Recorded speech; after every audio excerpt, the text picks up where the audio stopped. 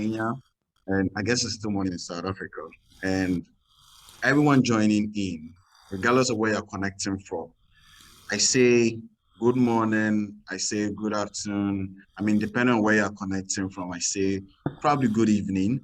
Um, you found yourself here because there is probably a desire to make Africa great, to build a continent that its people are benefiting from its enormous resources. Um, Today is going to be an exciting day. This is the African Entrepreneurship Forum, and it's a quarterly forum that is hosted or organized by the Shared Value Africa Initiative, basically to just connect creators, innovators, people with certain passion and certain vibe to solve the problems that are existent in our continent, solve problems, create opportunities for people, and together build a continent where there is peace, there's dignity, there's prosperity, and there's enormous opportunities for young people to thrive. And so in a nutshell, this platform is created by entrepreneurs for entrepreneurs. This is African Entrepreneurship Forum. It's quarterly organized, and this is the final edition. Can I get some, I mean, electronic emojis or a shout or a clap or something? It's exciting that we've gone through the year, the first session, which was launched in somewhere February 2020, and I've been privileged to serve as the host. My name is Andrews Kofi Ado. I am an investment associate with Ghana Tech Lab. And so I'm in one of our office spaces, our meeting rooms. And I love the space because it's inspiring. It's where a lot of ideas come to life. It's where ideas are birthed. And so I believe so much that since I'm in this space and we're on the Entrepreneurship Forum, new ideas, new vibe, new inspiration, a lot of things are going to happen today. For those who may want to know more about the entrepreneurship, African Entrepreneurship Forum, I would just say I can't say everything. It's quite exciting, but in summary, the objective of this platform is basically to create a continent-wide platform that connects entrepreneurs and funders, as well as, I mean, creators. I've said it earlier. I think I touched a little bit of pointers there, but each other, I mean, connecting these players within the entrepreneurship space to network, share insights, access, new or novel opportunities to bridge first the knowledge gap, secondly, the opportunity gaps, and then also create other job creation opportunities for young people to be able to exploit and then thrive. And so, as I said earlier, it is proudly hosted by the Shared Value Africa Initiative. They're doing a lot. I think early this month, between the 8th and then the 9th, we hosted one of the finest and the most amazing conference that I've ever attended, the annual African Shared Value Leadership Summit in Johannesburg. It was fantastic. And kindly check on their YouTube page, the Shared Value Africa Initiative, and get excerpts and get some videos and just relive the moment. And believe you me, today is just one of the many things that the Shared Value Africa Initiative has curated to bring. And so I'd say we're just about starting. And so I like the comment there, William. William, thank you. Ooh, I love it. Okay, so today's going to be exciting. I just want you to feel free, relax, and just prepare your mind to listen to people who have built, people who have gone through a certain phase in their journey as entrepreneurs and have achieved certain notable successes that you and I can learn from, you and I can together tap into, and then, I mean, build what we want to also build and make our continent great. And so we're just about starting. So kindly reach out to a friend, send a tweet, send a WhatsApp, and tell people that the Entrepreneurship Forum, tell a friend to tell another friend that the African Entrepreneurship Forum is just about starting, and we want you to join us. We are live, quite an interactive platform, and so kindly go on YouTube and then send a tweet or to tag SVAI Africa, at SVAI Africa, and at XVAI, and then your tweets will be going live, and you also joining the conversation. Without much ado, I would like to tell you about the format of our conversation today. So please, it's virtual, so we know that there will be a bit of internet connectivity challenges. So if you are joining us, kindly first turn on your video. These are basically housekeeping rules. Turn off your videos, make sure you are muted, and for our conversationalists, or if you like, our entrepreneurs who are here with us to have quick fire chats, to be able to get the flow, to get the vibe and keep going. And kindly use the chat box if you have any comment, any submission, any contribution, as William has done. Kindly use the chat box and then share your contributions and then share your comments. But if you want to talk, I mean, just so there's a button on your below your tab. I mean, the reactions, just raise a hand and then would reach out to you for you to share your thoughts. So I've introduced myself. I'm Andrews. I'm connecting from Ghana. And so I want you to also introduce yourselves via the chat box. Let us know where you're connecting from. Let us know who you are. I mean, the organization that you probably represent. And then share something nice about yourself. So I'm Andrews, and I'm happy to be your moderator for today. Be proudly supported by my dear Will, the head of fundraising and director of programs with the Shared Value Africa initiative. She's doing amazing and supported by a number of people who are also working tirelessly behind the scene. And our founder, our CEO, thank you so much, Tiki, for your vision and for your power and the purpose that you ride with. That has inspired some of us to be a part of this amazing initiative. Okay, so today is going to have quick fire chats with amazing entrepreneurs. So they're going to be a conversation between entrepreneurs. Okay, they are going to discuss what they do. They're going to share thoughts about their initiatives and certain things that they do as builders of industry and as leaders of their respective companies, or if you like, enterprises. And so for our first chat, I know you are ready. And they are quite excited as I am to engage in some exciting conversation. And we call it a quick fire chats, all right? There's a powerful conversation that's going to take place, more like a fire chat approach. And so let me welcome Ify. Ify is a co-founder and CEO of Nourishing Africa. You should check them up. They are doing amazing things. Nourishing Africa, even the name alone sounds very inspiring, right? Nourishing Africa. It's very powerful. If we'll be in conversation with Claudia, Claudia is also a co-founder and CEO of Black Mamba Foods. Amazing work. And so let us get them all set and ready. I see you, Ify. I see you, Claudia. Amazing. All right. Thank you all for introducing and telling us where you're connecting from. We'd love to know you, all right? So tell us where you're connecting from. And then please, as I said earlier, the housekeeping rules, please keep your videos off and be muted so that we will have an amazing conversation together. Okay, over to you, Ify, and then Claudia. Let us roll. Thanks, Andrew. Good morning, everyone, or good afternoon, good evening, depending on where you're dialing in from.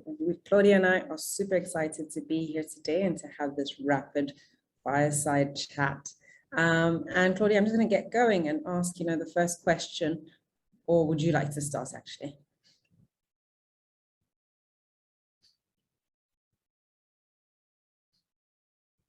Please do, go ahead. Great. I think through the process of this rapid fire side chat, we'll be able to introduce our organizations and what we really do. But my first question to you is really around Black Mamba Chili's mission and how you were affected by the pandemic. Thanks so much, Ify. So just to let you know, Black Mamba is an ethical brand from Eswatini based in former Swaziland. And we produce a range of chili sauces, pestos, chutneys, and jams that we do by getting ingredients that are organically grown by farmers, local smallholders that are trained in permaculture and green agriculture. So the pandemic affected us like everybody, I guess. At the beginning, nobody really knew what was happening, what we needed to do. I think on the bad side, we got very affected on the logistics side. We are basically an export business, most of all. And the whole of closing of the borders, the issues with shipping internationally really affected us badly. A lot of customers didn't know exactly what to do, so they also canceled orders. But on the other side, we were very lucky in the sense that the farmers that we work with through the methods that they understand in terms of permaculture were very resilient. So they didn't get affected as much as perhaps other sort of farmers in Africa.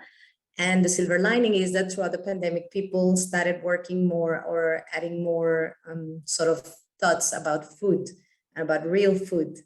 And that has helped us, together with the pivot on digital, sort of like pushing more on the digital side, on actually getting something good out of all this chaos. So that has been part of what we have. But then in that case, what I wanted to revert is ask you the same question. How is Nourishing Africa affected through the pandemic, and the things that you've been doing, obviously, for companies like Black Mamba or other agripreneurs in helping us sort out through the pandemic? Thanks, Claudia. So just as an overview, Nourishing Africa is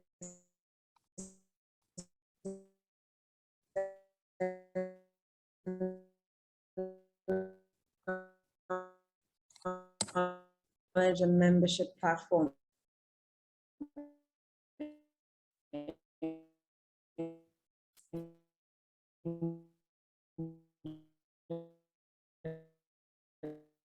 All right, I think there's a bit of internet connectivity challenges, Ify.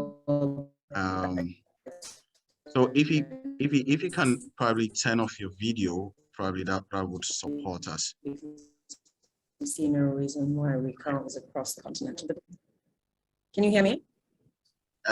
We are losing you briefly. Now it's kind of stable, but then just for us to get a bit of consistency, maybe you can turn off your video and then we jump right in.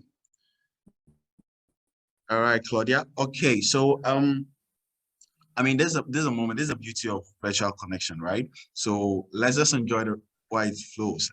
Let's keep the conversation going, Claudia. So, I mean, from my end, I'd love to know more about your work, probably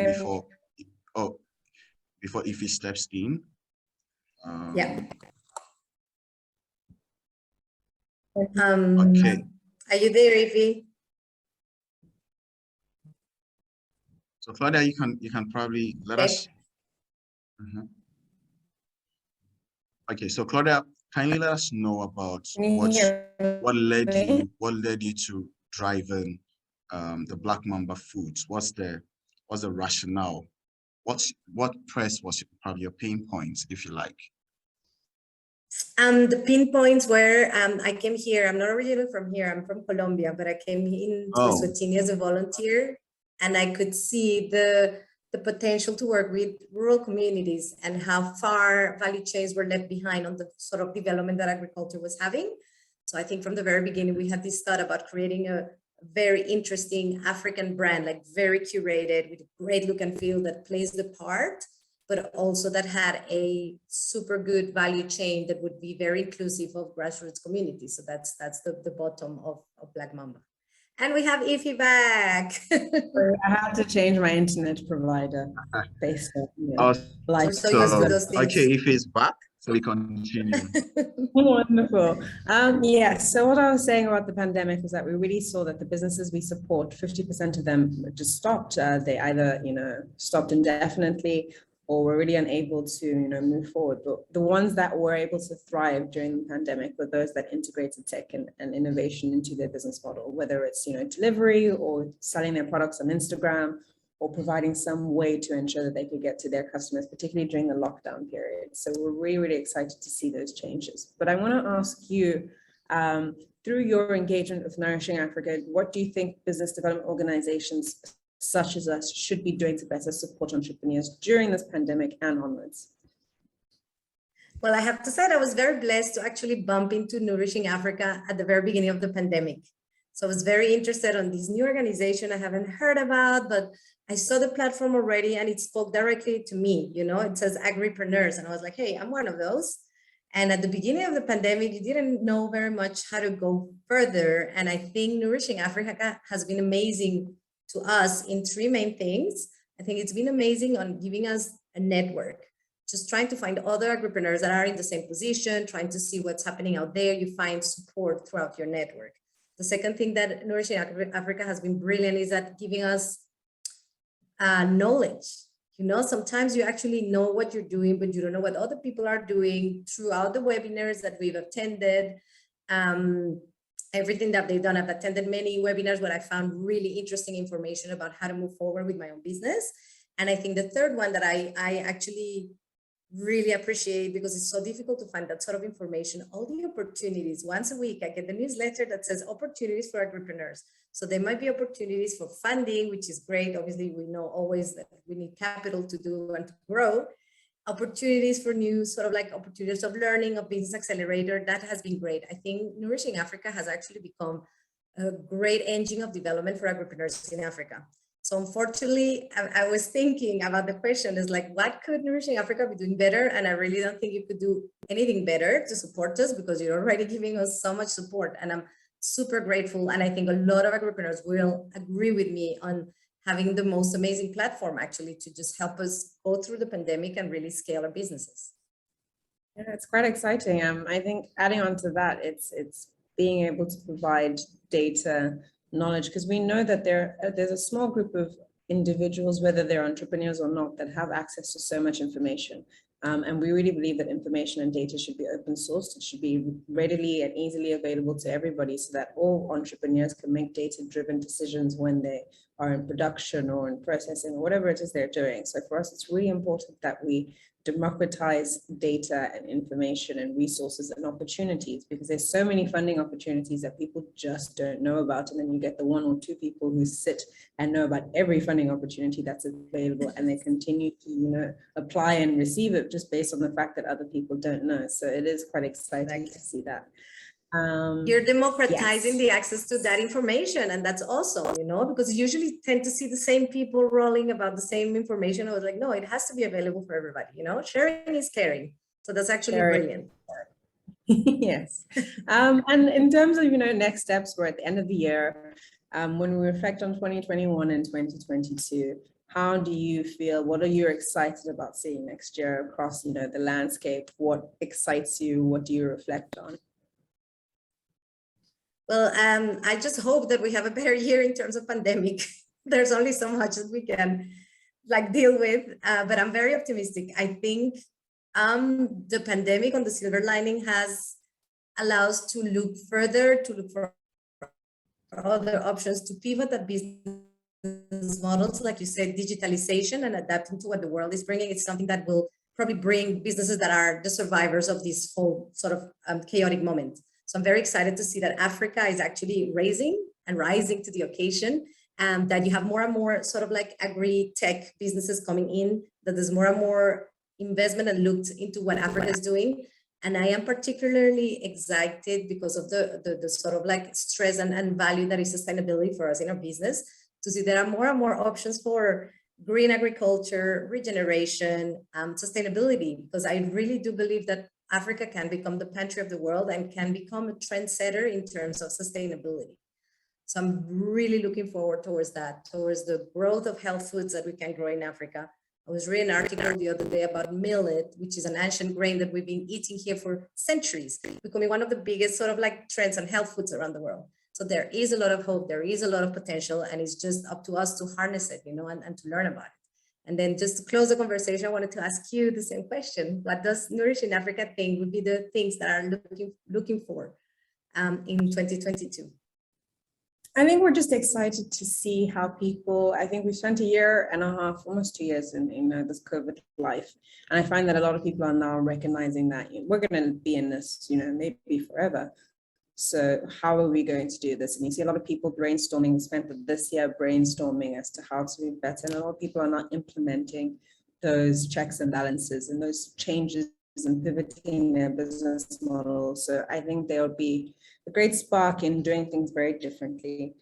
And I think that that's really exciting to see more tech and innovation into business models.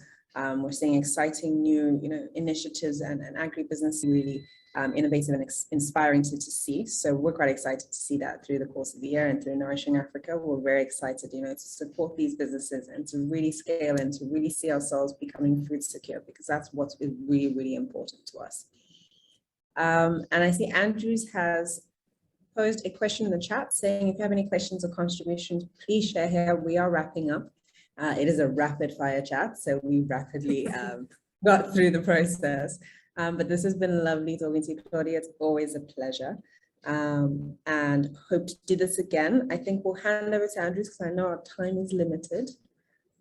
Yep. So thanks again so much, Ify. It's always a pleasure chatting to you. Always a pleasure talking about how great Nourishing Africa has been. And Andrew and Vuyo for inviting us. Thanks so much. Thank you. Oh, amazing. Ify, Claudia, thank you so much. And I mean, we're right on time. But then I have some few, thoughts in mind that if you like, you can consider it as questions.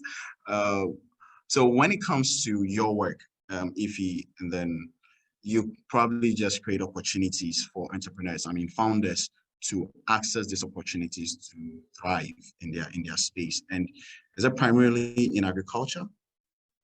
Yes, so we work only in agriculture and food. So for us, it's really important to push agri-food businesses because we need to eat.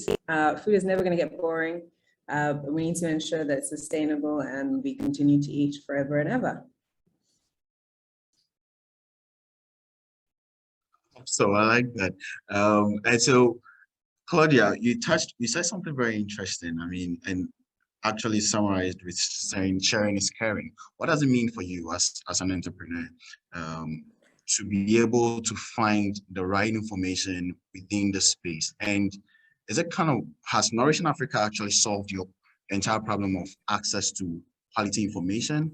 Or do you think there's still more room for Africa to have data-driven sort of entities, or probably there's work that the government has to do as an entrepreneur in your space to find the right information to know what is actually trending in your ecosystem, the new opportunities that you can be able to leverage on? What do you think are the probably existing gaps? Looking into the future, as you shared, making Africa be that epicenter of the world where there is new innovation, creativity thriving, there are new things coming up. What do you think? Any thought to share about that? I think there is always room for improvement, for sure. I think there's also, I don't know about other governments, but we suffer a lot in Eswatini about lack of data available and lack of opportunities. And what I found out is that platforms like Nourishing Africa are being very attuned to your environment, newsletters, getting to see what's happening. We do have also WhatsApp has been a great blessing throughout this sort of like pandemic, because we have so many groups from, events that you attend, you create groups here. And I realized that most of the groups that I am part of are all women groups. And we tend to share a lot. We share good things, we share bashing, we share. And I'm truly convinced on the power of paying it forward. It's like, let me just, I can use this opportunity, but I know the people that can benefit from it. And at the end, again, another thing, I'm an optimistic by nature. I always think the bigger the pie, the bigger the share. So if we all share, if we all actually make Africa bigger, we all win. So I believe it's up to us as well, not only to organizations like Nourishing Africa to just kind of provide us the data, but it's up to us to actually keep on sharing it around and sharing the information and applying to other.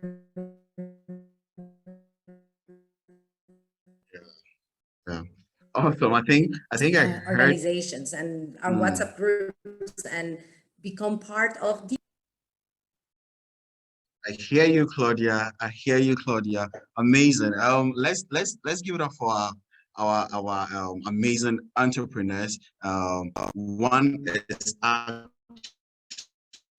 a data-driven organization. The other is creating and leveraging that existing data to thrive and then be able to maximize their outputs and their outcomes. At the end of the day, it's all to make Africa great, moving beyond aid, trying to find a way of solving and maximizing our own opportunities. So this is amazing.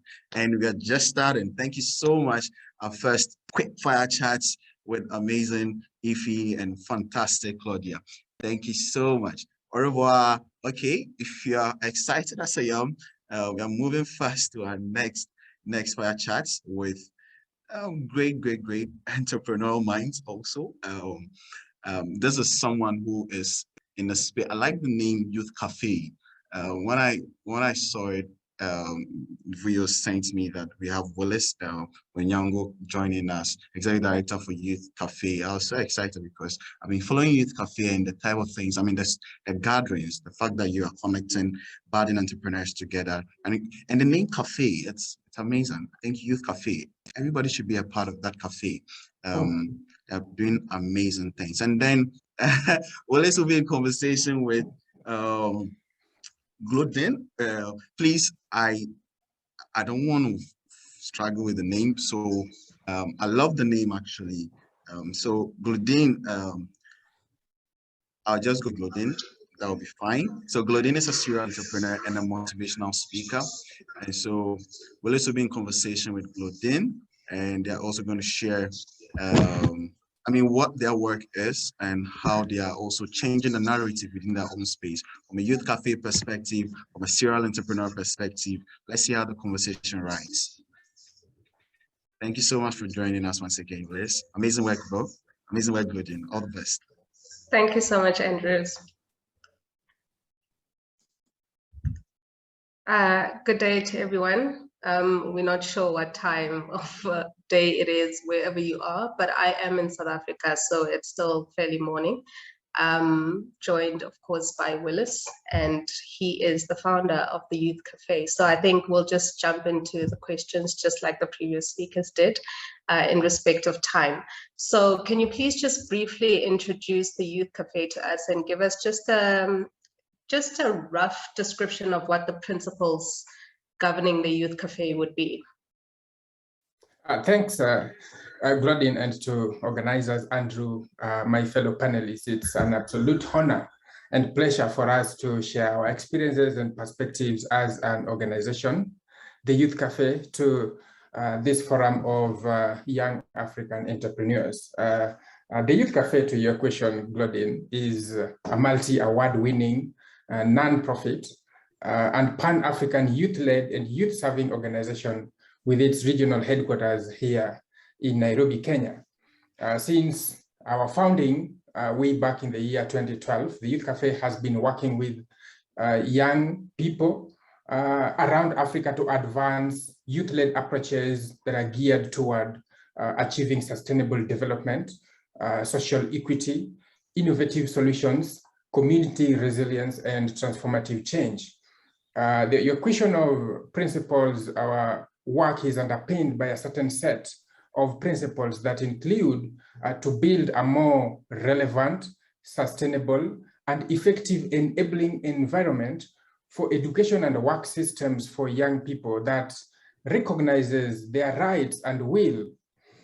We also work around a principle that involves young people at all levels of decision-making processes that will eventually affect their lives. We work to partner with particularly young people themselves to build a better, more resilient world for all generations. And lastly, we frame our youth programs on a gender-responsive and right-based approaches. And these imply that young people are considered as right holders. Our mission is to enrich the lives of young people by modeling and advancing youth-led approaches toward fostering young people's civic efficacy, community resilience, sustainable development, and equitable society, as well as proposing innovative solutions that are able to drive social progress and inspire transformative change by utilizing innovative research, policy, entrepreneurial, and advocacy actions. And today with me on the forum is one of the young entrepreneurs we have within our network, as the Youth Cafe is membership-based with over 700,000 young men and women subscribing voluntarily to be its members and over 5,000 organizational members. So let me welcome Glodin and ask Glodin to the question to introduce herself and a bit about the business that she does. Glodin. Thank you so much, Willis. As you stated, my name is Claudine. I am from South Africa, the north of Johannesburg, actually, to be specific. And I'm what they call a serial entrepreneur because I like to plug my hands into a lot of opportunities. And one of the businesses that I did start, and I was self-taught in it, was Sugar Plum Spa, which has now been I guess with the fortune of having COVID-19. And I say that because we then had to move the business from just it being a beauty salon or a beauty spa to actually being a mobile beauty spa, which I think wouldn't have happened. And I know it's very unfortunate with COVID-19, but it wouldn't have happened if we didn't have the restriction of movement for us to think beyond just a normal beauty spa. So the first company that I do have, like I said, is Sugar Plum Spa, which is a beauty umbrella where we do everything in the beauty industry, your nails, facials, spa services, and the list goes on. And secondly, I'm a co-founder for a PR and marketing firm with another friend of mine that is called Global Ethics. And I'm an investor as well. And I do have shares in other businesses that I do not personally run, but I guess that's why I call myself a serial entrepreneur. Is like I said, I do plug myself into many streams of income. So in a nutshell, that is what I do. And also I am a business and communications associate with the Youth Cafe. Thank you, Claudine. I think this highlights how the Youth Cafe is able to work with some of upcoming young entrepreneurs within its network. Do you have any other specific question you would want me to address? Yes, you did mention the pillars that you guys are governed by at the Youth Cafe, but I'm just, I think, more interested, and maybe the guests are as well, just to understand what areas the Youth Cafe is really focused on when it comes to empowering the youth. Absolutely. The Youth Cafe works across 8 thematic areas that provide the essential organizing framework for its work. One of the areas is education and skills, and in this sector of work, we work to increase access to efficient, high quality education and training systems to facilitate young people's access to education and integration into the job market.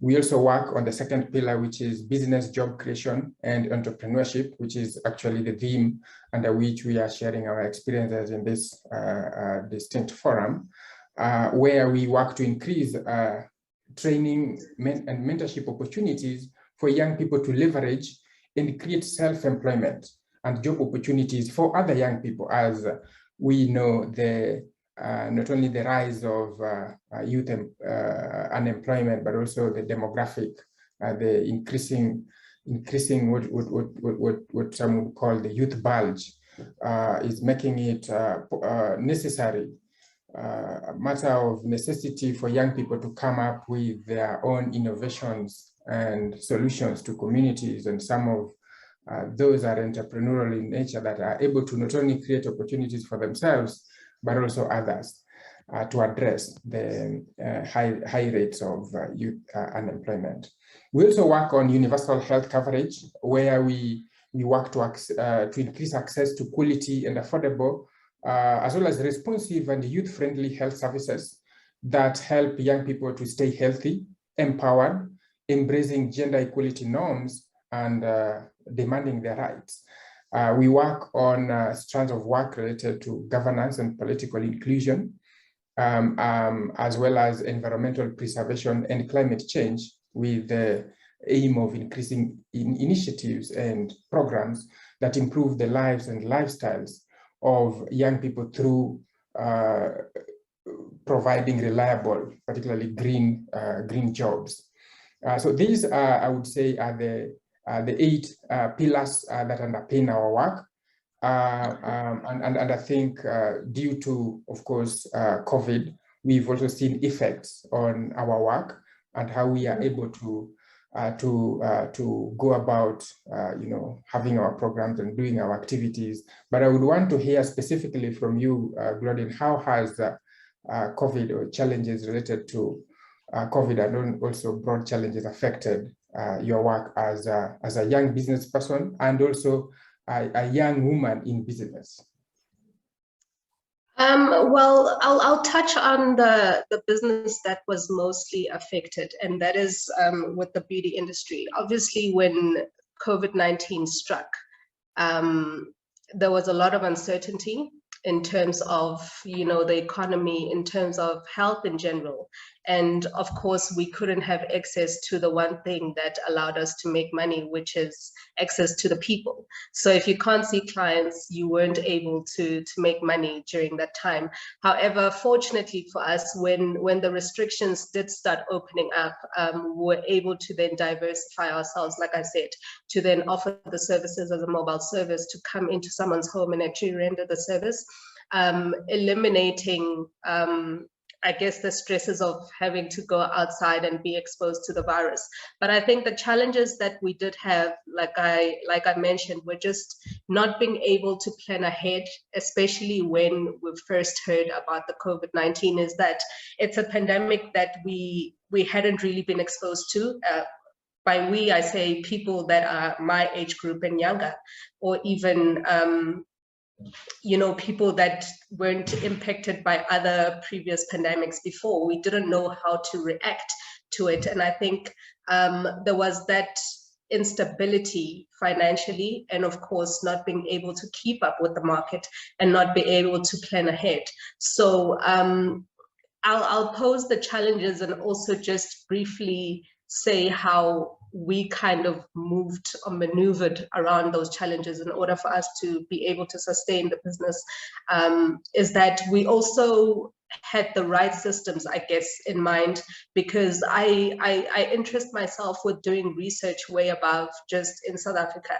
So what is it that other people in other countries are doing within the beauty industry that I can then work around to be able to sustain my own business? And I think with the challenge of not being able to penetrate the market or not being able to have that stable income, if I may put it like that, during COVID-19, then you kind of have to, or rather that's what I did. I had to maneuver and think outside of the box to say, over and above the services that I'm offering now, what opportunity does this pandemic actually pose?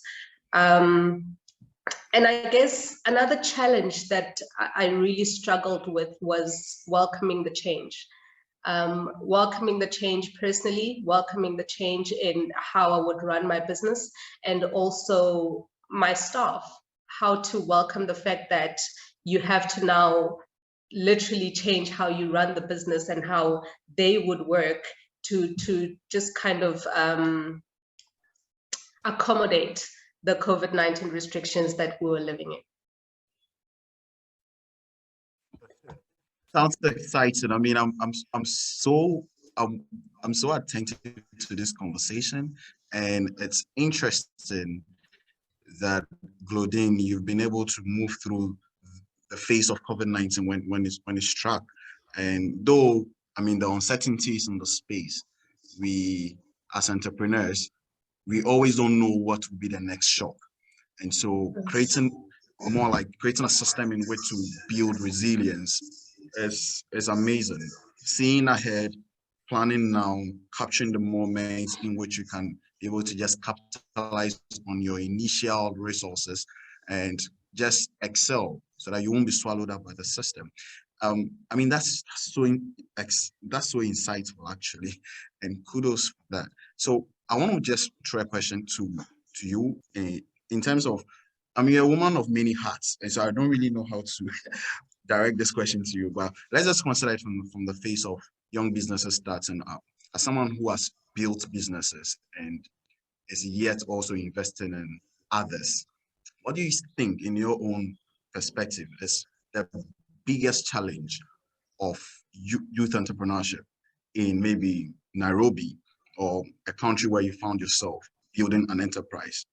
What would you say? Because I think Africa, our problems are not so different from each other. And so maybe there are some things that you say that someone can relate to in Ghana. And so what would you consider as your biggest of all challenges, identifying young entrepreneurs and just encouraging them to be able to solve those challenges and thrive as someone who has just, doing a lot in your own space? Yeah, I would say the biggest challenge is access to information. And I think the previous speakers did kind of touch on that, is that we are fortunately moving towards a better space with regards to that. I mean, with such conversations like the one that we're having now, where we are actually willingly and also getting assistance from government or other business people to say, here's the information, here's how we can help. But I think there is still some kind of a lack with regards to educating people on how to run businesses and start up businesses. When I started, there was no reference at all in my circle, in my family, of anyone that had started a business. So you find that a lot of people actually start businesses without even the knowledge of how to handle finances, and it becomes a trial and error, which is what I went through, is that there was no reference person directly that I could ask for information. But also, the more that you are interested in your business is the more that you're interested to network with other people, whether you are trying to learn about other industries or just getting the information on how to run a business. I think networking with other people can actually put you in a better place. And I am glad that we are getting more platforms such as this, where you're able to do that. Amazing. I think, can you hear me? Yeah, I can. Yes. I can. And thanks a lot for sharing. Thanks a lot for sharing that. I think it just dives right into Willis's zone. So you can hear me, Willis. What would you say as way of motivating us to be able to, since you are creating a platform where entrepreneurs can access information and be able to seamlessly, what would you advise entrepreneurs looking into the future for a safe and then thriving Africa? Absolutely. Thanks, Andrew. And for us, our journey started a little more than a decade ago, and we've had different moments, and it's been a journey. For example, in terms of creating a go-to platform where so far we have over 700,000 registered young men and women who are members, and a majority of them being young entrepreneurs, which actually we didn't set out to actually be a membership-based platform. We see the opportunities and the clear value that young people find in terms of forging connections, in terms of peer learning, platforms for sharing experiences, extremely important. And this is, I think, what the platform provides more than any other thing. Because if there is an opportunity, let's say for funding, it's very easy to come together, bring entrepreneurs who have experience and expertise in that area and take part. And we also have increasingly seen that once you have a credible platform, then the navigation, particularly of financing, becomes easy, because almost 90% of the time we are approached by investors with different opportunities from time to time, rather than the other way. So I think we need to leverage on our differing experiences and contexts, come together and be able to share regular experience. So, a forum like this, if it could be even quarterly or monthly, extremely important in terms of bringing, entrepreneurs together. So, the challenges you are grappling with are not yours alone. There is another entrepreneur, in Ivory Coast, in Ghana, facing the same challenges, and perhaps those that are able to face them and overcome them successfully. There's a lot of lessons to be learned on, particularly on overcoming challenges and overcoming failures, that young people and particularly young entrepreneurs can learn from working together and leveraging of each other's competencies and advantages. And with respect to yes. Mm-hmm. Thank you. I mean, thank you so much. I'm just taking the words out of your mouth. But I think you just summarized the entirety of what has led you into doing what you do with Youth Cafe. I'd love to know more. I think the audience are following with me, but then, I mean, this is how far time can permit us, right? And so thank you so much, Willis. And I'm pretty sure that somebody listening to you has been so much inspired today. And I'm sure that they are going to do so well, looking into the future and trying to build a society that its interests are, I mean, to first access information, create community, because I mean, very few of us understand the power of community. And we thank the SVAI, Shared Value Africa Initiative, for creating this platform as a way of bringing entrepreneurs together, connecting the dots and solving certain things that the unseen ones, right? The unnoticeable ones that entrepreneurs actually need. So it has been exciting. I'm sure you are quite excited as I am. And the conversation is getting on and I'm so happy. But our time. All right, so we are moving into the third quick fire chat.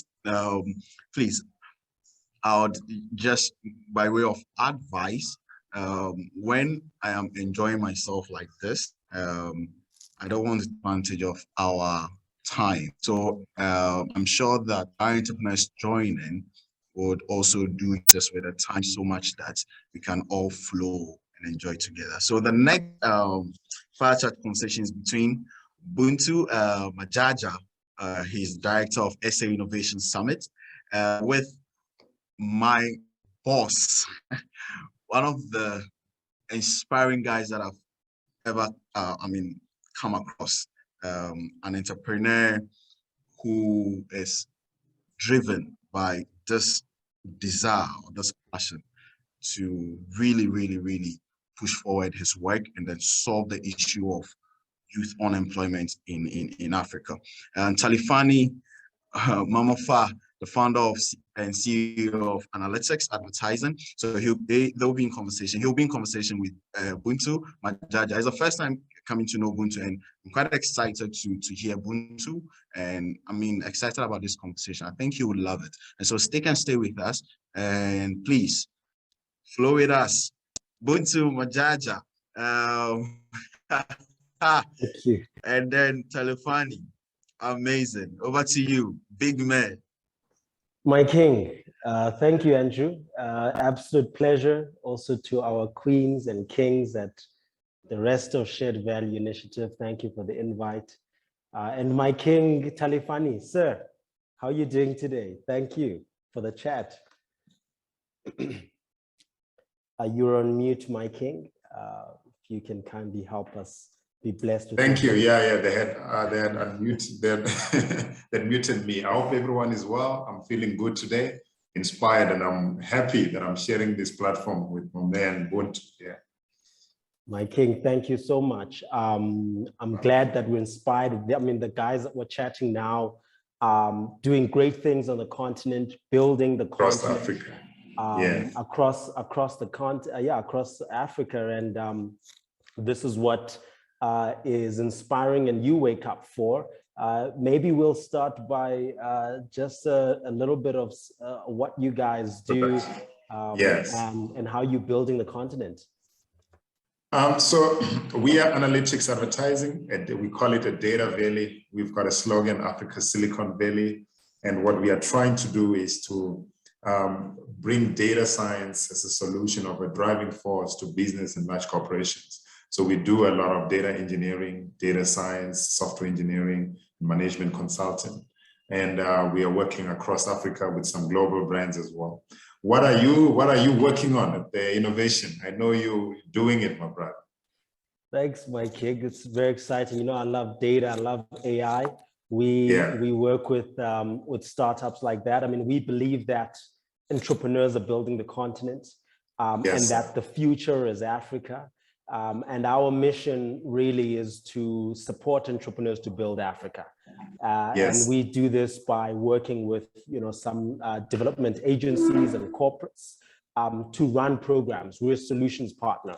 So wherever Yes. there's a program that will take entrepreneurs through training, through mentorship, through connecting with funding, and really implement that process, that's us. We will, at the end of the day, become an innovation platform is how we want to build the continent. And really going like next year, really excited. One of the areas I love is space tech.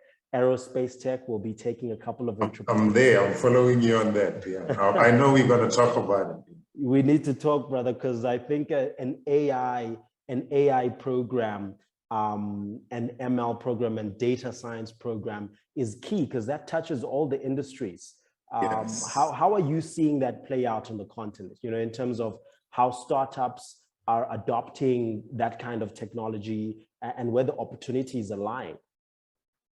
I've learned that Africa, we are sharp, we're smart, we know how to adapt to things. And most of the challenges that we oftentimes have is because we are always behind with the first world. So we get information late and trying to catch up. But because of that, we always hungry to do it more faster in a better way. And so I feel like Africa is adopting digital. We're starting to learn as much as we can. And the sooner all these different countries in Africa start to adopt it, this is our opportunity to rise. And AI being there and it being a new platform for everyone will enable Africa to take part. So I see a great future in that. Yeah. I just have a question for you. Yeah, Mike. What advice you wish you were given before you started like this entrepreneurship journey? Sure, my king. I love it. It's gonna take it always reminds me of this speech by Elon Musk, right? He was at a university speaking to some rocket science graduates, and he told them for him, entrepreneurship was like taking a glass, chewing it, putting it in your mouth, chewing it, and then looking into the horizon and walking towards your dreams while chewing it. And I think for me, I wish that I was, and this is really now also what I'm, really coming into the fold. Maybe three things. First one is like, it's going to take longer than you think. It's going to require more than you think. And thirdly, it is more than you. It has to be more than you. It has to live beyond you. Yeah, it has to be more, exactly. And I think that's where, entrepreneurship and entrepreneurs really, as a business, take form and impact, of course, society, impact employees, help your customers, and so on, is when these things come together. And I think for us, it's building the continent. Tell me, my king, what do you wish if you could go back, 5-10 years ago and talk to young Talifani about entrepreneurship, the things that the keys that you would give him to open the doors in the future? First one, my bro, we always thought we were smart. That's why you jumped into entrepreneurship. There's a difference between academics and this life. It's a total different thing. You grow as you fail in this game, and it's normal. It's fine. In academics, you fail, it's a problem. But here you can fail, and you can fail today, but you need to come back tomorrow with the same energy, same momentum. If you were on 100, come back again. I didn't learn, I didn't know that. So you had to adopt, you had to learn, because most of the time when I was failing in the beginning, you break down, you spend the next 2 days complaining. So I had to learn that the following day, you have to wake up with the same momentum. And the second thing is, it's about network. It's about relationships. Who do you know and what do they do? That's why I respect this platform. Some people might not see it as important, but the fact that you know Ubuntu and you know Andrew, you know Vuyo, you're connected, you know, and your business comes from people. This is human to human. So, and I also learned that if I was told, it would have been nice, but do good business. Good business from the beginning, day one, everything that you're doing, do good business. Like, it's not about payment. It's about making that person remember you, because in one day they're going to remember you sitting in a boardroom and they're going to include you. And that's all she wrote. Yeah. I love it, my king. I love the, you know, the good business, because on the continent, I love the part earlier today when we were talking about, it was the agri entrepreneurs, right? Great conversation from Nourishing Africa and Claudia about feeding the continent, and that, you know, we gotta eat, and that, of course, agri-tech and the agri-processing and just that industry, Africa is, you know, is the biggest arable land on the world.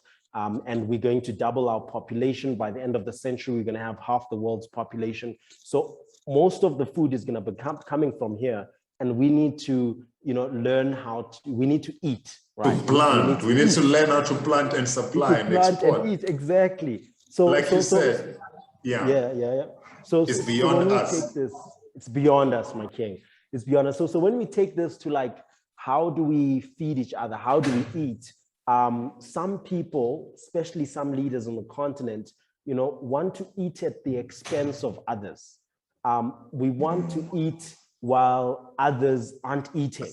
But I think the entrepreneur says, I want to plant and feed others, and from that, I will eat.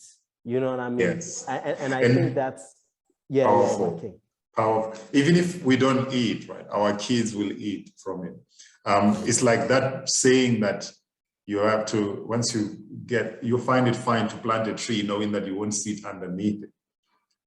Entrepreneurship is not a game of making money. It's a game of planting a foundation. We are here to plant a foundation that will go generational. You know, we pay people, we don't get paid. We do these things whether we are paid or not. Wake up at the same momentum. What do you think? What do you think? Same energy, same power. I loved what you said about networking, bro, because I think that on the continent, we're at a stage where, you know, technology and social media is the primary place of networking. And as entrepreneurs, we often think that we have to build a good product. So when we support startups, for example, first-time startups, we see that they focus on building a good product. Second-time startups focus on distribution and being known and networking. Because if you can get your business, your product into the hands of customers and then tweak it, it's better than having a brilliant product and no one knows about it. Can you share us some wisdoms, brother, on what do you think about being known, how you leverage that, and what's your thinking on distribution and networking? So given, I don't know how much time we have, but Lou, think about it. I'm coming from corporate. I was a data science. You sit behind the scene, you just apply data and reporting. You don't have much time. You don't have much time. Okay, let me just run in 1 minute. You don't know how to speak at all. You don't speak, you don't know. Now you're coming in the game and you're thinking people will be just giving you business. Nobody knows you. Nobody will give you anything. And if you think that you're going to walk in a boardroom and tell them that this is my price when you're not known, you're not going to tell them $1 million and they agree. This is the game of exchange. What are you bringing that will make me work with you? So I learned that I need to build attraction. I need to start telling my story. I need to now tell what I do. And through my delivery and service delivery, I need to explain. I need to say it. Sometimes it comes in as if, this is too much. Why is he saying that? But I need to do it because the next big project for 100 million needs to come from what I'm saying. You see what I mean? So that's what I need to do. Of course, we have got more. But on your side, just to finish up, I know Andrew is, what would you say is pitfalls for entrepreneurs? 1 minute. My king, I want to build on that conversation. I think this one is an important one. And last one, Andrew, what you were saying about being known, because I think that because we spoke about failing, I think that many entrepreneurs don't want to fail in public, and don't want to build in public, because you want to come out when everything is great, when you're good, when you're a success. But actually, failing in public leads to the success. And if you hide your growth process, if you hide your failures, they will stay in the corner, they will stay in the darkness. I think the pitfall for entrepreneurs is not building in public enough. This starts even with customers, with your product, you take it out there half-baked. With your employees, you contract and employ with half-baked contracts, half-baked business. It's getting there with your with other stakeholders and so on. And I think telling your story, even when it's imperfect, is one of those key pitfalls in that journey. Thanks, Andrew. We appreciate the time if it's over, but really appreciate I love it. you taking I'm giving you a clap.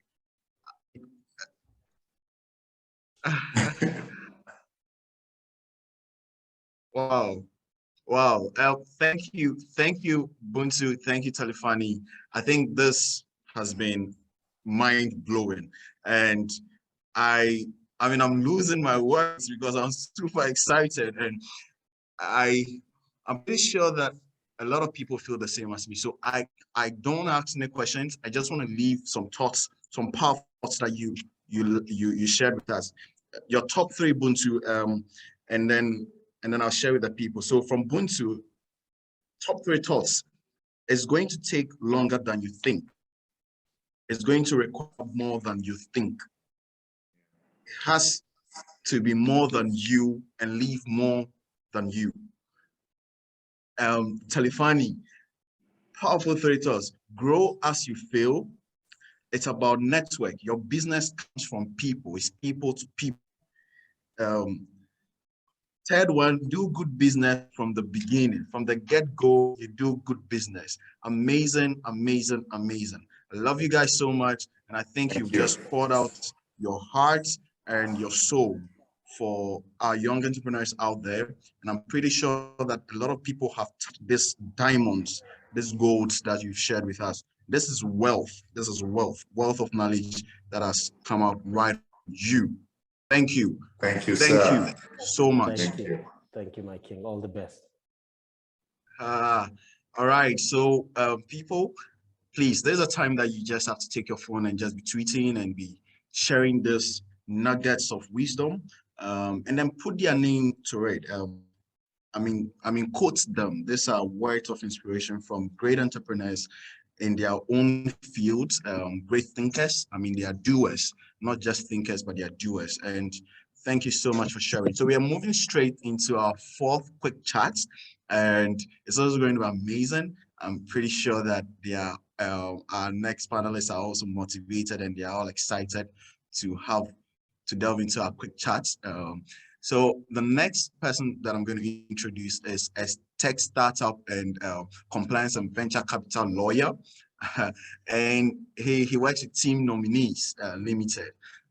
He has wealth of experience within the space of startup, venture support, venture capital investment. Giving startups that due diligence, that compliance mindset. So he's Ido Charles Rapulu, and then he'll be in conversation with my own Ghanaian sister. She's a very great friend of mine, Bless Amasechi. She's a CEO and team lead with Kweni Jom. Kweni Jom is also a agri-tech startup in Ghana, and they are doing amazing things for farmers within our space. And so if they are here with me and they are ready as I am, let's just put them on the screen. Good to see you. I like your hairstyle, Bless. Thank you. Oh, so African. Amazing. Yeah. Okay. All right. Hello. So Udo is joining us shortly. Okay. Okay, Udo, kindly start your camera. Amazing. Oh, wow. We see you now. Okay. So wonderful. I would want to because of the network connectivity issues I'm having here, I will kind of turn off the video in the course after the introduction. So basically, I'm a lawyer in Nigeria with years of experience advising tech startups. All right, take it forward. Yeah. Okay, so I'm a lawyer in Nigeria with years of experience dealing with tech startups. And then, of course, and because of my dealing with them, we've actually had several kind of discussions with investors. And of course, we closed deals. And of course, I've also assisted them with issues related to their businesses like compliance, international headquartering of their trademarks, patent, and all of that kind of intellectual property. And of course, essentially also into venture capital. And then, of course, actually a writer on the ecosystem. So I've been able to kind of have more diverse views about how the startup ecosystem in Africa functions, not just in Nigeria, but across the whole countries in Africa and beyond. So also being part of international expert consultative forums for tech startups. Recently, there's this UK Royal Academy of Engineering. And so definitely it has been a wonderful experience working with startups across Africa for a very long time now. So it will be a great privilege also to get to introduce my co-panelist, Blesh Ama, who also runs a business in Ghana. You can take it off from there. Okay, so my name is Bless Ama Sachi, and I also like to refer to myself as a serial entrepreneur. My first business is actually a tourism startup called Happy Eagle Tourism Management.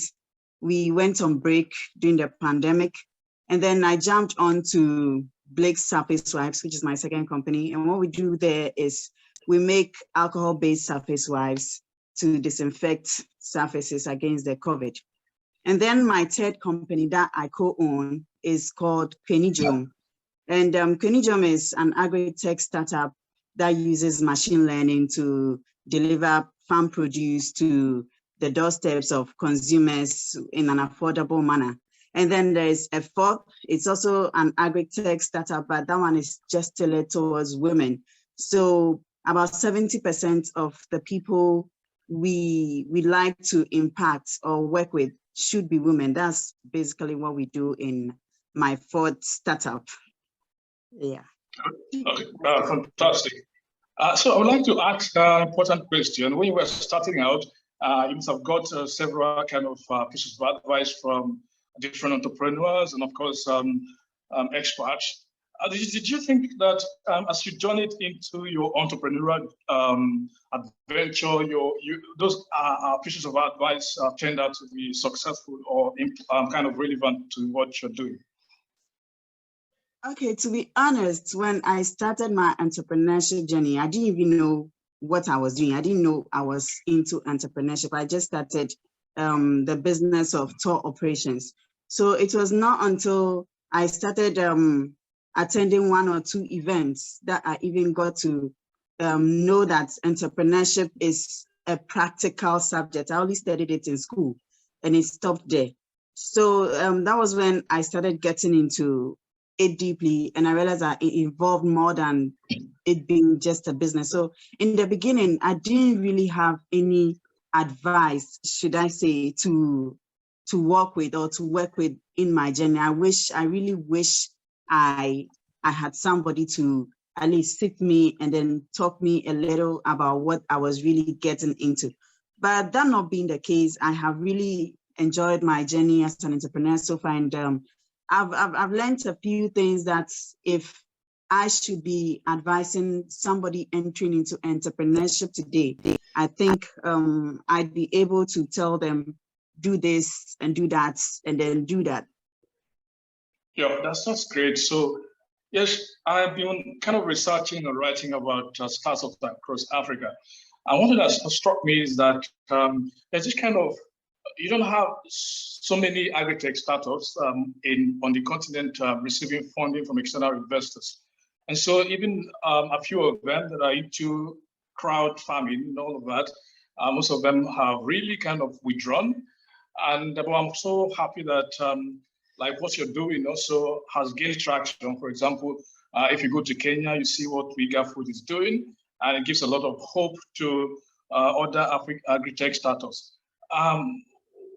What do you think you've learned specifically, and then like working in the agri-tech space in Ghana?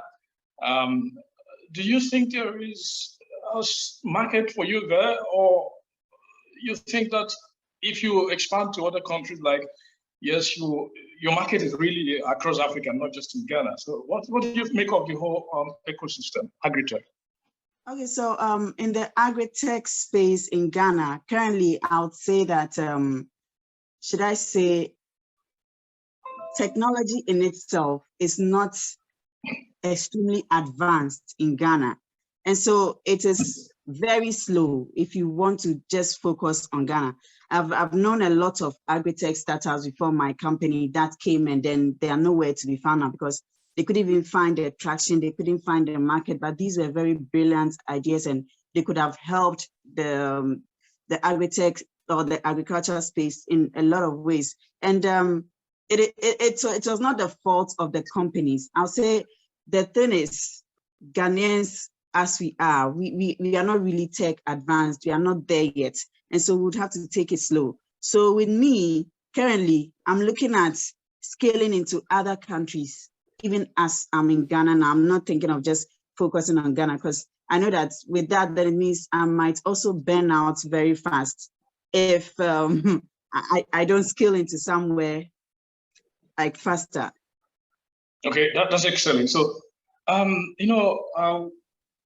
tech, really, you are based in Ghana, but really there's no limitation to the extent of the business you can do, because it's an internet company, and of course, people can access your website from Nigeria. So likewise, anybody from any part of the world can do same. So have you considered like protecting your brand? Have you done so? I wouldn't want you to disclose if you have not done so. Well, how important do you think protecting your brand, the trademark, the patent? Have you considered those things? Because you made mention of AI. Yeah, we have, but then again, it costs money. And as a startup that, has a lot of things to do, but very little finance, I wouldn't say that protecting our brand is not priority, but in the moment, like where we are right now, protecting our brand is, yes, it's important, but to us, we don't have the money to invest in that part of our business yet. Okay, so that is excellent, because that's where I would also want to come in and explain a little bit of it. Because I've spoken with, I think in July, with a cross-section of 20 or 25 startups across Africa. And most of them are based in, some of them are based in Ghana, but they stay in, I think it's Switzerland, and some others scattered in South Africa and other parts of Africa. So we had this kind of issues about kind of misunderstanding what IP is and how to protect their brand. So I want to spend a little time to point out the importance of trademarking, your logo, because I can see the beautiful logo you have on the website. It's quite beautiful. But if the implication of it is that if you fail to register this logo as a trademark, or even protect the name, some other person will use it. And once that person uses it, what the law respects is what they call statutory owner, not the true owner. So the person may kind of say, stop using it. And so you may stop using it. And how trademark or patent, because you also mentioned AI, so it's important that you also consider patenting. But if you're patenting your AI, there's no law that supports patenting softwares or AI. So you have to kind of patent it as a form of what they call products. You have to kind of show them how the algorithm works. So it is not like you're submitting your codes to the agency in Ghana responsible for protecting your patent. So the first thing you have to think about is how to reduce those codes to kind of diagrams or pictorial diagrammatization of it. So, but that will take a lot of time. It's technical, but just know that you cannot patent your software because there's no law that permits across the world you to patent your software. And so the logo, Ghana also happens to belong to one of the regional bodies in Africa, where if you protect, for example, your trademark in Ghana, you can use that protection to penetrate different countries, English-speaking countries in Africa. So, for example, there's a body they call ARIPO. So that ARIPO, if you patent in Ghana and then, of course, file your, or even start by filing it with ARIPO, which has regional offices across all of the countries that make ARIPO is spelled ARIPO. So they have your website, you can check it out. So instead of filing your trademark in Ghana, you can file with ARIPO. And the implication of filing with ARIPO is that you cover all of the English-speaking countries in Africa, so that if you eventually want to expand to other countries, you would not have any difficulties of filing your trademark or logos in those other countries. So that is what. So, but they have. If you go to the trademark registry in Ghana, you may be able to. You can file it locally there. You can file locally on the ARIPO application locally, and then of course, if you're registered, it will push to the whole of these countries. But if you're operating from the French-speaking areas, you can go for what they call OAPI, because I've also had the perspective of mentoring and advising startups from Cameroon, Cote d'Ivoire, and of course Senegal. And they've also, most of them have filed all those things. And it's important because in the course of your business, you may enter into partnership and that will demand you to disclose your trade secrets and your operational processes and all of that. So if you did not protect this, you will be robbed of that. You may be taken advantage of, because as a startup, you may not have much bargaining power with all of those strategic partners, business partners. But quickly, let me just ask another question, because I suppose you mentioned that funding is actually a critical problem for most startups across Africa. Have you kind of, in the course of your business, interfaced with investors on the continent or elsewhere? And what was the greatest challenge you faced? And what did you particularly notice? So I was going to ask you that you've been in, should I say, regular startups, you've been a part of the finance space. So why don't, those financial institutions want to work with like startups like us? But now that you've asked me, of course, as a startup, even like sitting here today, I'm still facing that challenge. Sometimes you go for these events and there are sessions where you get to meet and talk to these investors. You go and push your luck with them, and they ask you a lot of documents that you as a startup, you don't even have yet. And even after explaining to them your status, that you are a startup, you've just been around for 6 months, 7 months, 8 months, they still ask for a lot of ridiculous documents that they know you wouldn't be able to provide. I'm sure it's all just an attempt to cut you off. That is important. Yes, yeah, so sorry, let me just cut in here so that we can just be a little bit faster. In the course of my kind of research writing, I've written extensively on the African. So I've received a lot of pitch decks from different parts of Africa, from South Africa, from Ethiopia, from Ghana, from different, as far as even Somalia and all of that. So most of them ask questions like the pitch decks they submit to me. These are pitch decks they submit to other investors, right? So most of them we've had interest with different VCs, because I also have to point out that you have 100% of funding coming to Africa.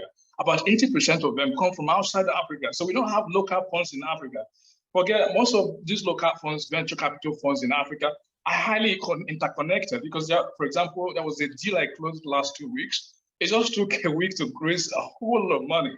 And this is because the person who raised who kind of raised the fund was had been working in the ecosystem. So it was a bit easier for him, because investors are not just investing in the business, they're investing in the team. So if they know you better, it will be easier for them to pour funds to you. So I've also had an issue of investors chasing a startup founder, chasing him after closing the round, chasing this is a business we just launched about 2 days ago. it has not generated any traction. But to show you that most of those investors are local investors, so they know themselves, they recommend deals. As you're even talking now, they are kind of communicating with themselves. I mean, the latest deals they have on the table, and most of them are funding. So if you don't have that kind of network, you have to have the right team. And investors in Africa do not like investing in a single founder startup. So they would like you to get a co-founder on board. And that is one. And secondly, they would like you to they do not like investing in African headquartered companies. They like to go through Delaware, United States. They like to go through, for example, if you're a blockchain, they would like to go through British Virgin Islands. They want to go through Estonia. So they hate investing through African entities. So you have to register your company in the United States, preferably in Delaware. And of course, once you are done with that, because I've had kind of recommending startups to investors, and they had interest. And the next thing they asked, let me see your documents. And when they submitted the locally registered companies, they said, no, I can't invest in that. I just specifically invest, because a lot of taxes are going on in the system. So they wouldn't want the investment to come back haunting them. So that's why they prefer those destinations where they know that they can get the best returns on their investment. So you really have to work on your team, build a strong team. Yeah. I'm so sorry, Charles, for cutting you off there. I really, the information that you're sharing right now is so practical and pragmatic. And I think that what I would love to do is, in the follow-up mailer to all attendees after this, to share the website you mentioned earlier, the trademark website, and any other resources that you think would be useful, in terms of helping empower our attendees today with the information that you really are advising and sharing with them. But unfortunately, Charles and Udo, and Bless, excuse me, I do have to say thank you. We are quite a few minutes behind. Yeah, we had just 15 minutes. Yes, but I do appreciate both of your stepping in and talking from your experience and your learnings, and helping guide everyone else's thinking around their own journey of entrepreneurship. Thank you so much, Bless and Charles. Thank you so much, Leo. Yes, it's been quite an interesting one to listen to. So we are now gonna, as we wrap up today's session, have our last two speakers stepping in for their very quick conversation. Please bear with us, everyone. We are running about 10 minutes behind, but I think that you will find this a great, energizing way to end our session today, today's forum. And I would like to call up Forget Shareka, who is co-founder of Chashi Foods, that is based in Zimbabwe, to come in for her conversation with Siyabonga Tiwana, who is co-founder and head of new markets development at Skywork Innovations. Take it away, guys, and thank you again for joining us, and we look forward to your conversation.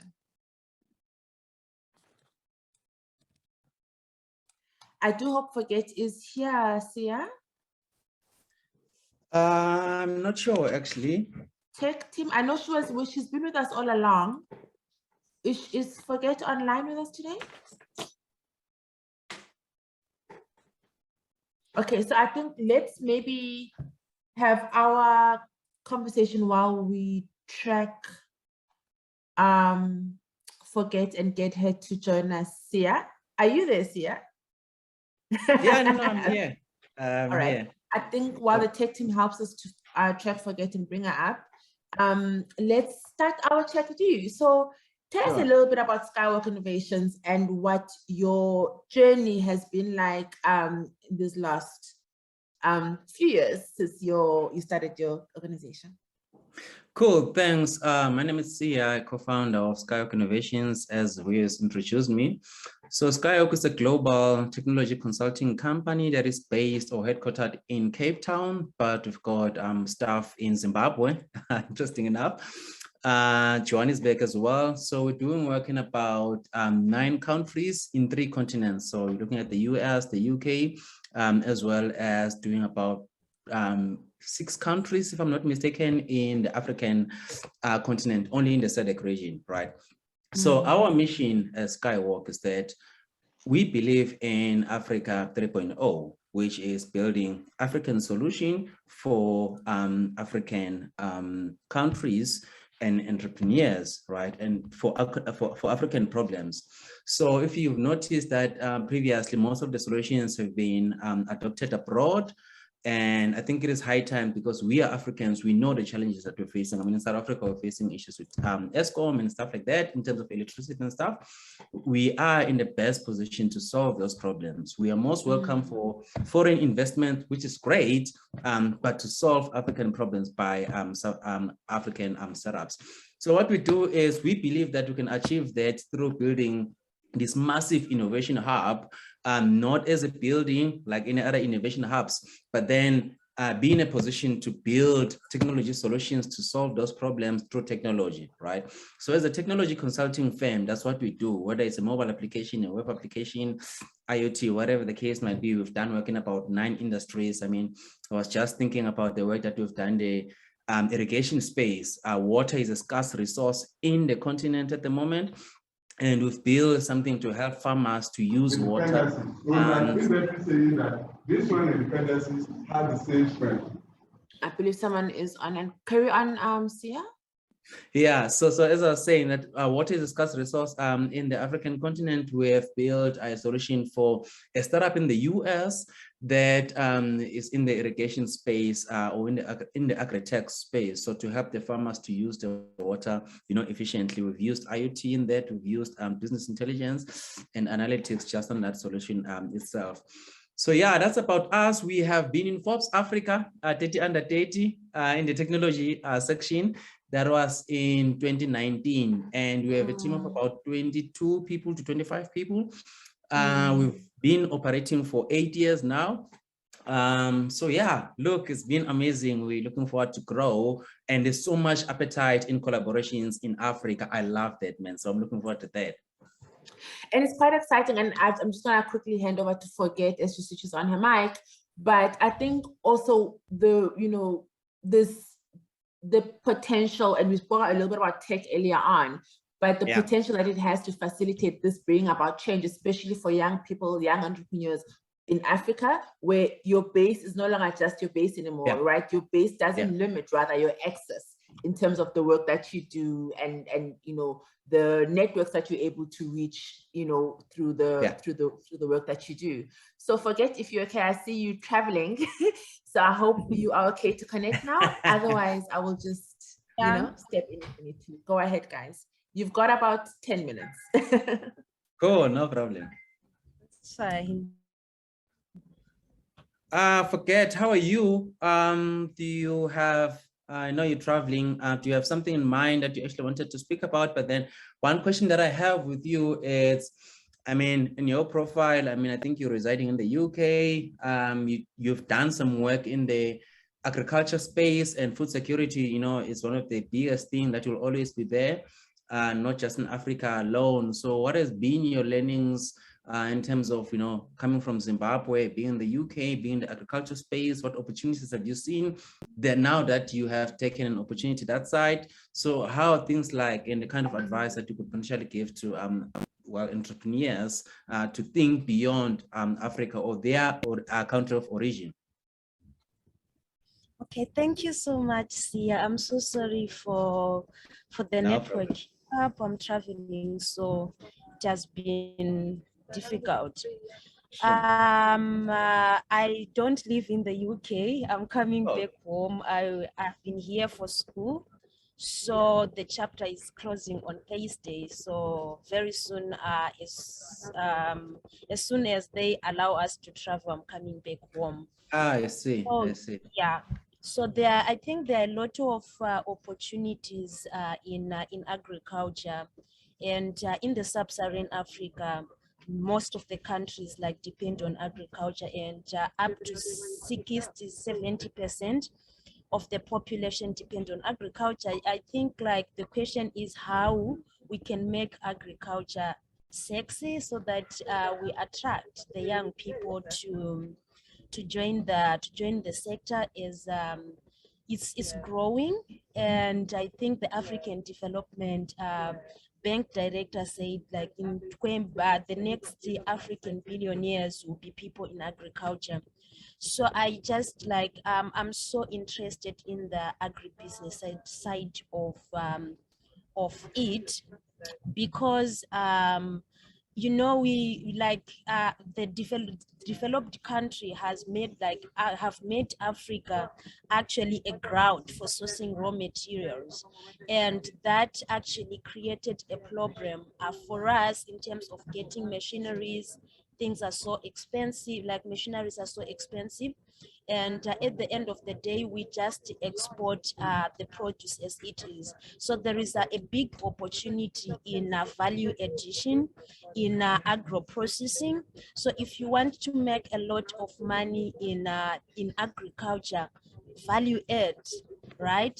Because like maybe if you value add, it means that you are increasing the price, you are increasing the value of your product maybe by 2x or by 3x, which makes it like much better, and which also gives you like good profit margin. Forget. Luke, I just want to step on something that you've just mentioned now without wasting any more of time. So if you look at agro-processing, you know, and manufacturing, you know, agriculture and all of those things, usually it requires a lot of funding, right? And as a startup, if you listen to the previous conversation, is you don't always have that leverage of funding as most people actually, you know, will portray in the African continent. How would one actually go about it as someone that wants to venture into agriculture? They see an opportunity. I mean, I speak to people that, you know, they help farmers to give them access to market. You know, there's the agro-processing space. So how would one actually go about it as, you know what, I'm Sia, sitting in the deep rural of South Africa. I don't have access to funding. I don't have access to this. How can I go about it? What are the step-by-step actions that I would take? Okay, so I also of a different opinion. Like you, when I started church, we didn't have any dollar in our account. Yeah. We were just like young people with an idea. So I think there are a lot of ways to raise funds, and you know, mobilize resources.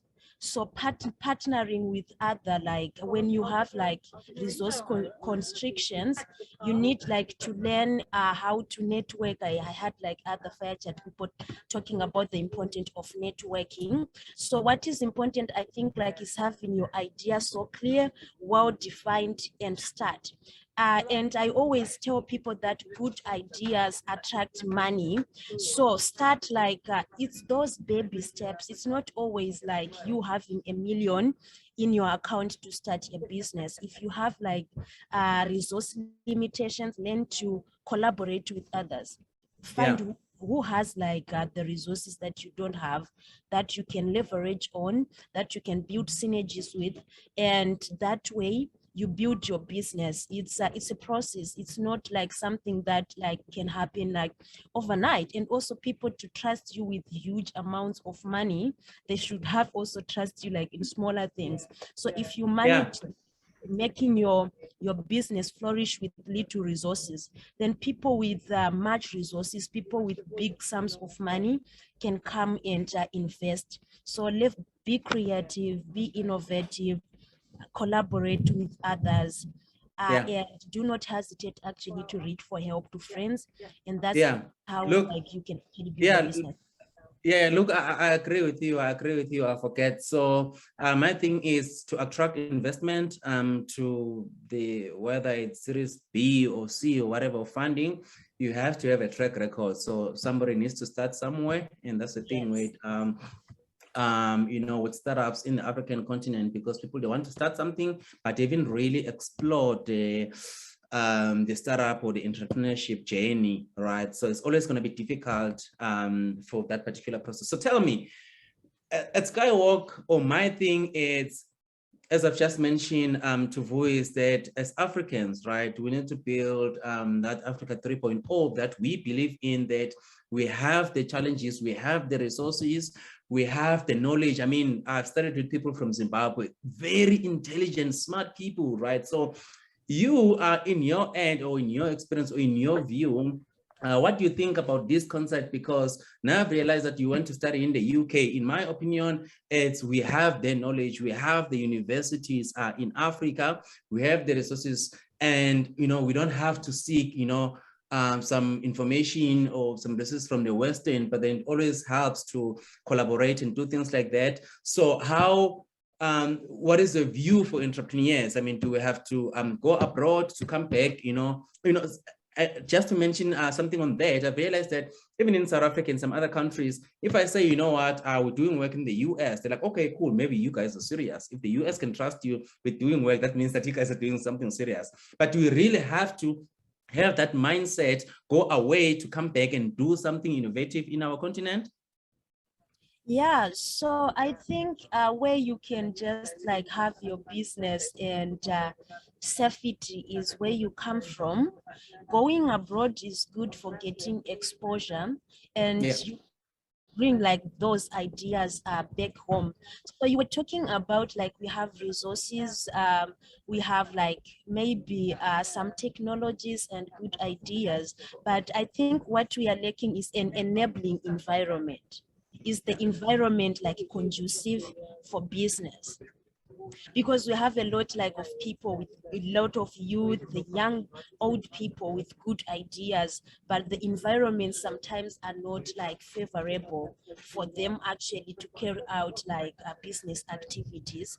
And I think also when it comes to developmental issues, because we can't separate like development from business, so we need like kind of inclusion. When decisions are being made, the youth should be there, the business people should be there. I think like, let me just like say all the sectors should be on the table, help in formulating of those policies, because it's those policies at the end of the day that will also come and affect like the environment we operate in.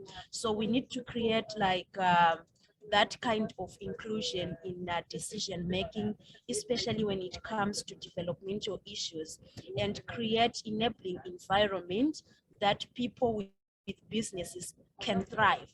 So the thing is that if the environment we are in is failing, then businesses do not thrive.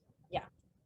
Yeah, no, look, I agree with you on creating an enabling environment. I think platforms like these, they give opportunities to people that, if they're willing to connect with me or they're willing to connect with you. I mean, we've got people from different countries within the continent in this platform, right? I think on the chat, there's a lot that is going on. People can connect.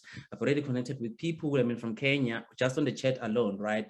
So it is environments like this one. So tell me, what do you think are the misconceptions and the opportunities that entrepreneurs actually has at this point in time during COVID or post-COVID, if there is going to be a post-COVID? And I'll tell you some of the examples, I mean, that I, that I foresee or that I experience in the country at the moment. So entrepreneurs, they have that thing that, I need to be raising funds, a lot of funding before, I can, eventually scale my business. And sometimes, we don't have that leverage. It's not San Francisco, it's not, Germany or any of those other, great countries. So my thing is you need to build your business out of nothing. So bootstrapping is actually one of the things that I always preach to entrepreneurs. And to those ones that, they get to an opportunity where they get a little bit of success, they get to, purchase, beautiful cars, nice houses and stuff like that. Whereas as entrepreneurship, I mean, you need to build a business, you need to build a team, you need to be open for collaborations, and you need to get mentors. Some people, they think that now that I've been running the business for 8 years, nobody's going to tell me anything, and people are not open for collaboration. So what do you think are the misconceptions for entrepreneurs in the African continent, as well as what are the opportunities? And the opportunities that I already foresee already is that I'm speaking to a lot of people in different countries in the African continent at the moment, and they're all open for collaboration. So those are the kind of opportunities that I foresee. But in your opinion, what are those things looking like?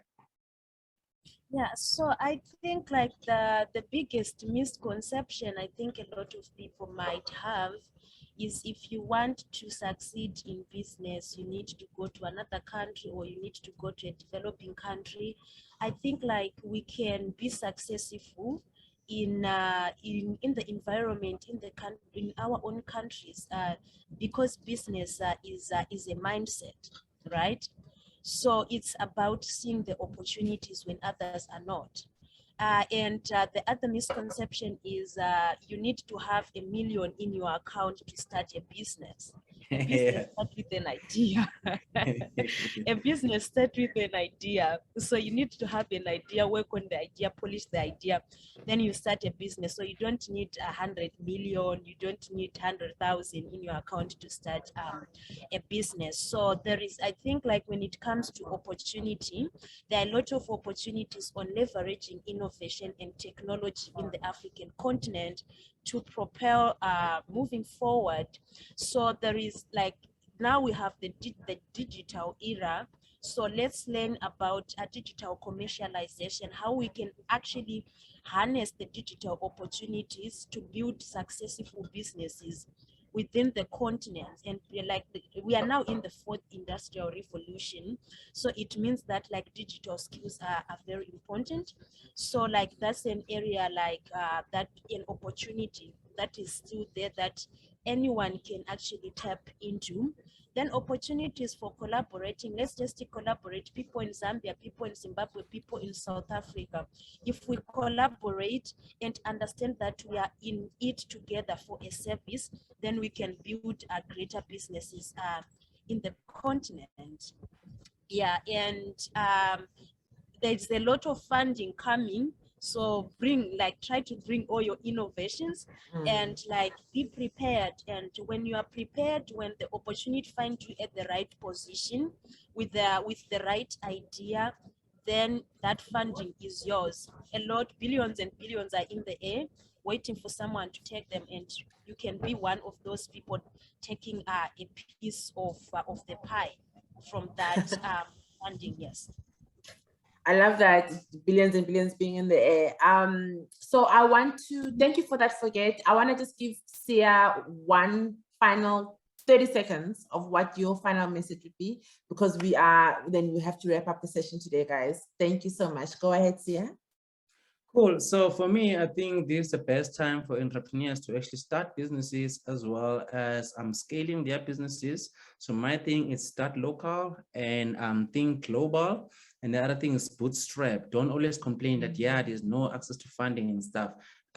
Do what you need to do, build your track record and stuff, leave as minimum as possible. And try to bootstrap your way. And the other thing is network. I mean, there are people in different countries and probably continents in these kind of sessions. So these are areas that you need to engage and connect with people. The other thing is, as entrepreneurs, we need to read, right? Read, attend sessions like these. Go on YouTube and find as much resources as you can that can help you build and grow your business. Find a mentor, that's another thing. And lastly, I would say that collaborate, be always open to connect with people in different continents and countries. So yeah, that's it from my side. Thank you so much, Sia and Forget, for rounding us off for today's African Entrepreneurship Forum. And I want to just say a very quick word of thank you, appreciation, and gratitude to all of our speakers today. I know it was quite a challenge when we reached out to all of you to say you only have 15 minutes for a conversation, but what we wanted to do was really give as many voices as possible a platform to share with our entrepreneurs from their perspectives and their experience, what, I guess, reflecting on the past year, but also what, hopefully some inspiration as you look forward and start and planning for 2022. So I think, as Andrews mentioned at the start, and unfortunately he had to drop off due to technical connectivity issues. This is a forum that we as the Shared Value Africa Initiative convene on a quarterly basis. We will continue to do so in 2022 and for years and years to come. But I also wanted to just, really underline the fact that we bring on this forum different perspectives from various sectors, various countries, various industries to share what their learnings are, what their insights are based on where they're coming from. But of course, it is also on you as an entrepreneur, as Sia mentioned, do your research, read, get information. The great thing about technology is that it does democratize access to information. So try and get as much information as you can and then make your decision based on what you think is best for you and where you are from. Thank you to Andrews. Thank you to all our partners, including Youth Cafe, Nourishing Africa, our entrepreneurs, Forget, Sia, Talifani, Bundu, everyone who's just been part of this session today, part of the Shared Value community this year. And we will be sending some links via email after this that we think would be worth you reading up on as a follow-up. But thank you to all our attendees for joining us, and we look forward to connecting with you again in 2022. Have a blessed week, everyone, and we wish you all the best. Thank you very much.